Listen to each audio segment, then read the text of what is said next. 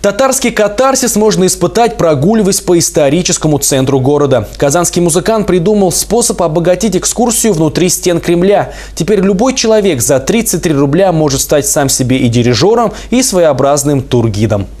Фразу «архитектура застывшая музыка» композитор Радик Салимов услышал по-своему. Так на свет появилось единственное в своем роде – приложение для мобильных устройств. С ним каждое здание Казанского Кремля запоет.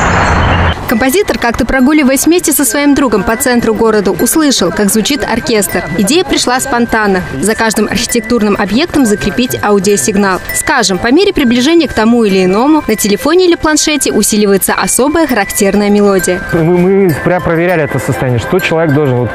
И мы Рушан говорит, блин, наверное, это вот это. Я говорю, блин, да нет, это вот так должно быть. Я помню, мы стояли здесь на краю.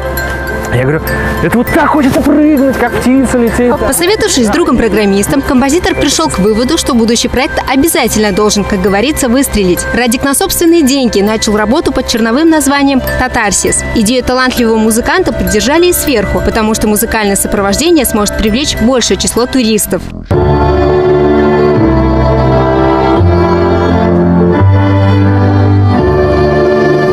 Вот эта формула академика Королева, который говорит, что то есть нужны такие люди, которые реально стоят на земле и умеют летать в небе. Да, надо одновременно быть прагматичным и уметь мечтать. Как считает композитор, граница между искусством и наукой весьма условны. Синтез IT-технологий и музыки, весьма эфемерного вида искусства, может создать что-то абсолютно новое. И представление о народной музыке не должно ограничиваться только эстрадой. Большей частью, мне кажется, музыкальная культура нашего народа – это как алмаз. И у этого алмаза очень много граней. И говорить, что только вот такая музыка у нас, это неправильно. Подобное предложение заставляет включаться в процесс жизни. Человек начинает вполне ощущать дыхание прошлого и вместе с тем проникается любовью к городу и к людям, которые здесь жили. Гульназ Камалова, Рамиль Бекбаев. Новости на Первом городском.